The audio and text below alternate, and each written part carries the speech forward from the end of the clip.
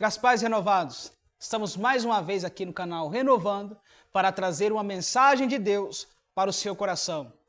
Desde já eu já peço que você pegue a sua Bíblia e abra comigo em Apocalipse, capítulo de número 2, versículo de número 1.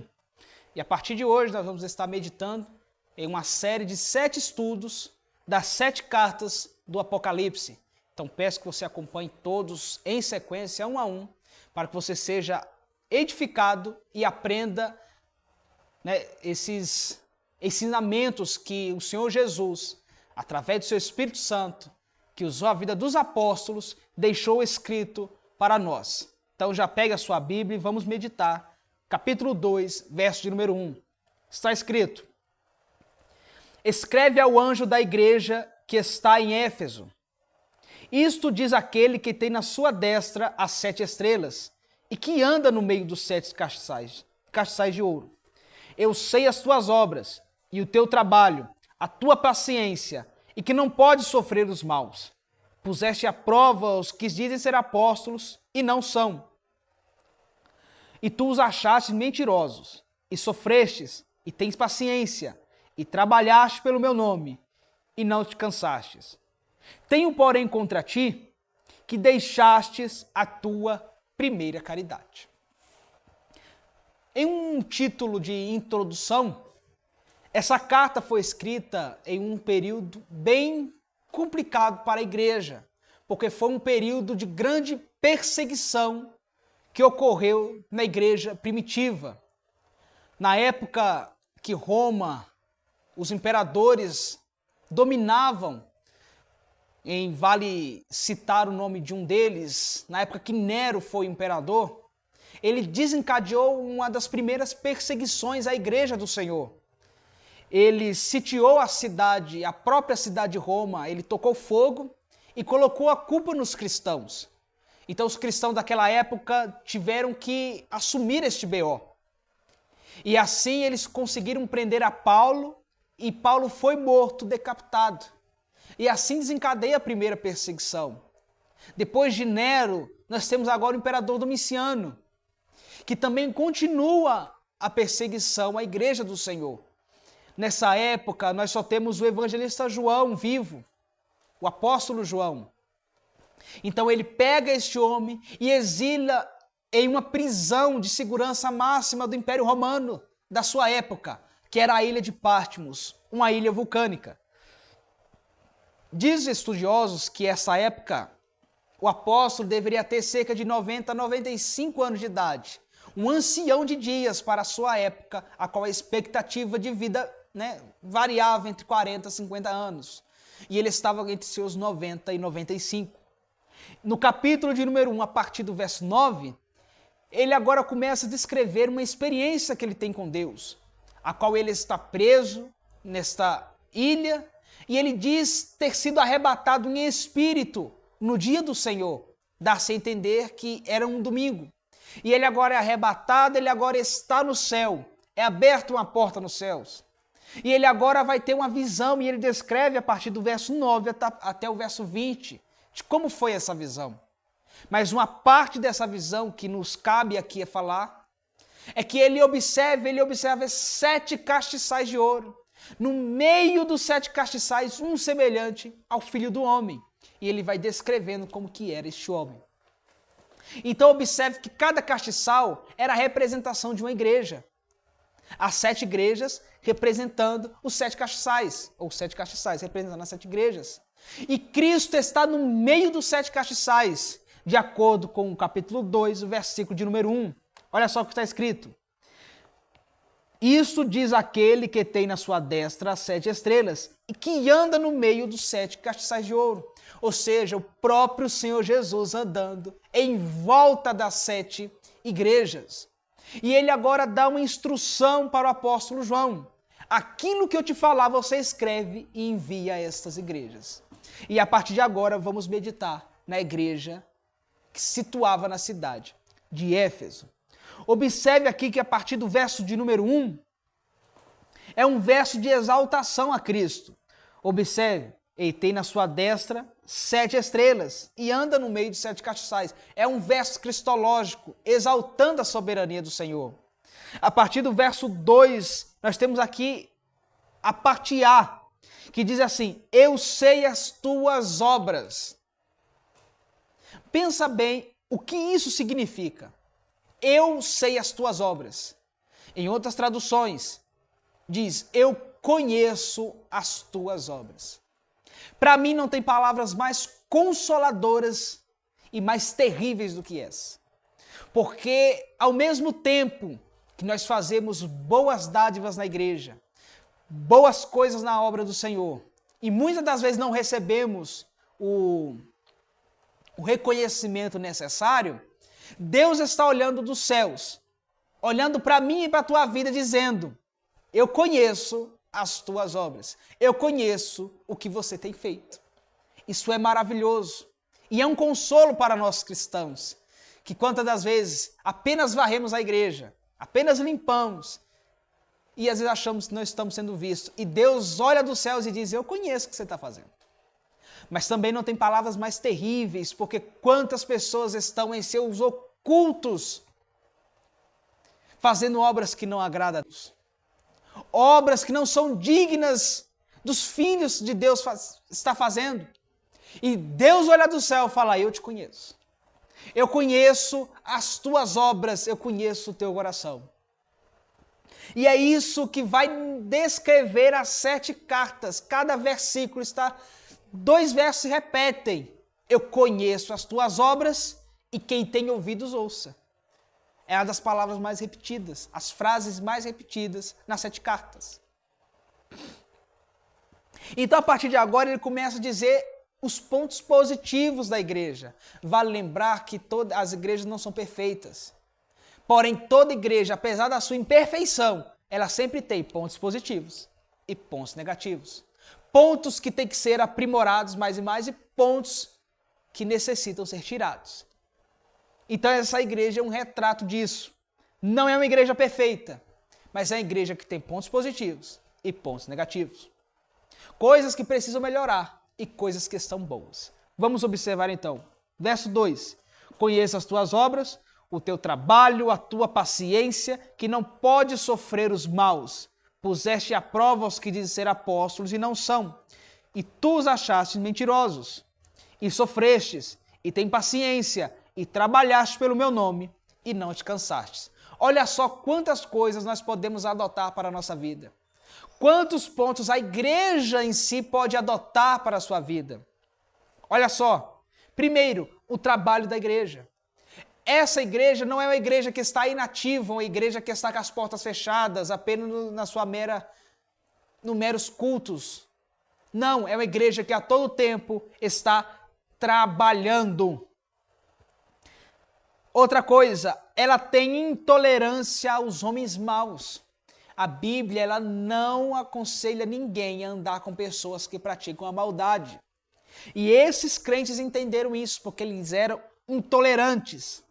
Intolerantes também aos falsos apóstolos, aos falsos mestres da sua época. Pessoas que diziam ser apóstolos, não são.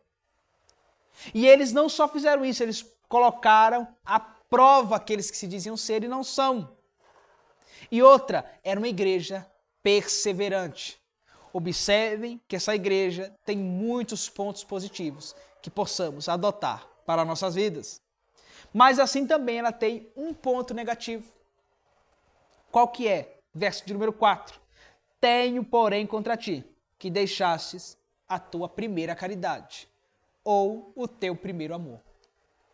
O que significa isso? Resposta, é uma queda fatal.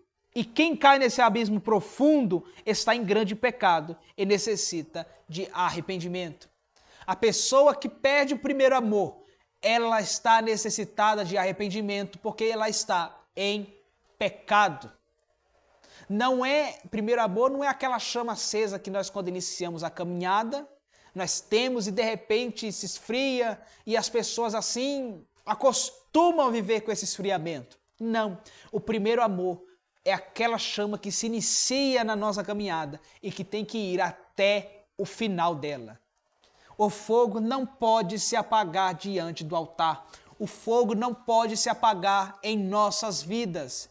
Precisamos queimar todos os dias de amor pelo Senhor. E eu trouxe aqui alguns pontos para nós meditarmos e fazermos uma autoanálise. Primeiro, como que eu sei se eu perdi o primeiro amor? Vamos lá, Mateus 24, verso 12. Abra comigo. Mateus capítulo 24, versículo de número 12. Está escrito: e por se multiplicar a iniquidade, o amor de muitos esfriará. Observem que aqui não é só porque a iniquidade está se multiplicando. O Senhor Jesus aqui está dizendo, e por causa de se multiplicar a iniquidade e haver convívio com ela, aí o amor se esfria. Não é por causa da iniquidade que está se multiplicando, porque isso é normal no mundo afora. Mas é quando nós passamos a conviver com essa iniquidade e passamos a nos conformar com ela. Por isso que Paulo nos adverte, e não vos conformeis com este mundo, porque a partir do momento que nós nos conformamos, é um sinal de que perdemos o primeiro amor. É a tolerância, é o convívio, é assim mesmo. Já estou acostumado, fulano é assim, estou acostumado a assistir isso, a ouvir isso. Se você peca e você não sente mais a necessidade de arrependimento, você perdeu o primeiro amor. Se a pessoa que está ao seu lado peca e você não se sente mal com esse pecado dela, cuidado, você está em um grande abismo. Porque o pecado nos afeta, o pecado ele nos toca, e não em um sentido bom, mas em um sentido ruim. Ainda que seja em distância, o crente não se conforma com o pecado. Que ele se multiplique, mas que nós não venhamos nos conformar. Porque a partir do momento que nós nos conformamos, é um sinal de que estamos sendo tolerantes. Segundo, falta de profundidade. Abra comigo em Lucas 8:13. Lucas capítulo 8, versículo de número 13. Olha só o que está escrito. E os que estão sobre a pedra, estes são os que, ouvindo a palavra, recebem com alegria, mas não tendo raiz, apenas creem por algum tempo, e no tempo da tentação se desviam. Observe que aqui é a parábola das sementes, que as sementes caem em vários solos. E observe que tem certos tipos de pessoas que são iguaizinhas a isso aqui. Elas recebem a palavra com alegria, mas como ela não tem raiz, ela não tem profundidade, ela não tem constância, na primeira aprovação ela larga tudo. Na primeira aprovação, na primeira tentação, ela abre e pronto, ela vai embora. Por isso que as pessoas entram na igreja e saem o tempo todo. Porque pessoas não têm raiz para suportar a provação. As pessoas acham que vida com o Senhor é só vida boa, mas não é. A vida com o Senhor é passar provação, é passar por tentação e estar com as nossas raízes firmadas no Senhor. Estar com a nossa vida firmada em Deus. Para que quando vem a tentação, quando vem a provação, nós temos a raiz que nos segura. Aleluia! Então, quando nós não temos profundidade, é porque também não temos o primeiro amor. E isso é uma tristeza. Outro ponto, falta de tratamento. Lucas 8, verso 7. E a outra caiu entre os espinhos, crescendo com ela os espinhos, a sufocaram. Observem que, se nós analisarmos a história, a semente caiu no lugar onde tinha espinho. Mas observe que a semente era pequena e o espinho também. Mas crescendo a semente, crescendo a árvore, crescendo a flor, o espinho fez o quê? Cresceu junto. Todas as vezes que nós não tratamos problemas pequenos, eles tendem a crescer. Eles tendem a crescer. Porque os problemas mal resolvidos, depois viram um problema quase impossível de ser resolvido. Observe que esse espinho, quando ele era pititinho, ele não tinha tanta importância. Ele era apenas um pequeno espinho. Mas agora que o espinho cresceu, ele sufocou a árvore. E Quantas vezes é assim na nossa vida? Nós não tratamos os problemas pequenos e de repente eles estão nos sufocando a ponto de nos matar. Quando nós não tratamos pecados pequenos, eles nos sufocam. Então, como que eu sei se eu perdi o primeiro amor? É quando nós temos problemas mal resolvidos em nossa vida. E isso é um perigo. É um perigo na vida do cristão. Por isso que o ensinamento de Jesus, os ensinamentos dos apóstolos, os ensinamentos da igreja de hoje é o seguinte: se tem um problema, resolva. Se tem um problema pequeno, aproveite que ele é pequeno, porque ele cresce muito rápido. E quando ele cresce, aí fica mais difícil de resolver. Ele chega a ponto de sufocar os cristãos. Amém? Então que você possa estar entendendo o que o Senhor quer, através desta carta, nos ensinar. De que o primeiro amor, ele não é algo para ser perdido. Você pode trabalhar, você pode fazer 1001 utilidades dentro da casa do Senhor e na obra de Deus, mas se perder o primeiro amor, de nada está valendo. Se perder o primeiro amor, tem que voltar. Se perder o primeiro amor, precisa de arrependimento, está em pecado. Se tem convívio com o pecado e isso não te faz mal, é um sinal que você perdeu o primeiro amor. Se você tem um problema e você não resolve, é um sinal de que você perdeu o primeiro amor. E se você está vendo que você é inconstante na sua caminhada, é porque você perdeu o primeiro amor. Por isso que a nossa oração, todos os dias, tem que se repetir esse verso: Senhor, não me deixa perder o primeiro amor. No Antigo Testamento era representado pelo fogo que queimava no altar. O fogo que queimava não era para queimar lenha, era para queimar sacrifícios diários. E a ordem descrita era: e o fogo arderá continuamente no altar. Essa era a ordem para o Antigo Testamento. Para nós hoje da Nova Aliança e o amor arderá continuamente sobre as nossas vidas. O amor não pode faltar na vida do cristão. O amor tem que ser contínuo. Amém?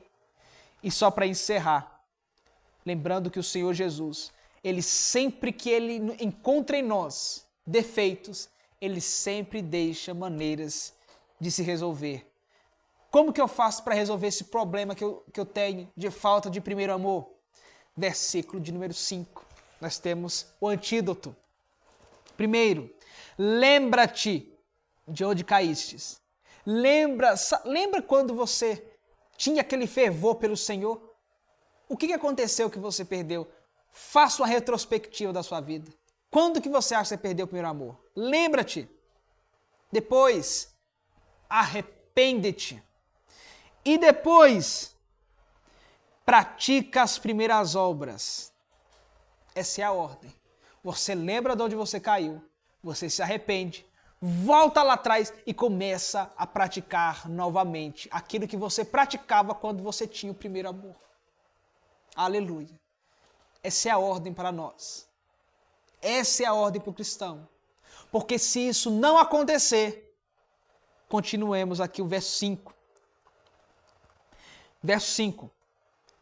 Quando não, brevemente a ti virei e tirarei o teu lugar. Eu tirarei o seu lugar, o teu castiçal, se não te arrependeres. Ou seja, se nós não se arrepender, não voltarmos a ter o primeiro amor, se esse amor não seguir constante em nossa vida, Deus vai nos remover da sua presença. O nosso castiçal será removido. E cá para nós, não tem coisa pior do que Deus nos remover da sua presença. Vale lembrar que nós somos enxertados no Senhor. Nós somos enxertados na oliveira. E não tem coisa pior do que uma árvore que foi enxertada e depois ser retirada. Amém? Que você possa assistir esse vídeo inteirinho. Deixe seu like, compartilhe, comente. E fique atento aos próximos vídeos que virão. Será uma sequência de 7 vídeos. E que esses vídeos possam abençoar a sua vida. E assim possa ser cumprido o nosso objetivo, que é fazer com que a Igreja do Senhor alcance um nível mais profundo na palavra de Deus. Amém? Desde já, que Deus abençoe a sua vida, em nome de Jesus.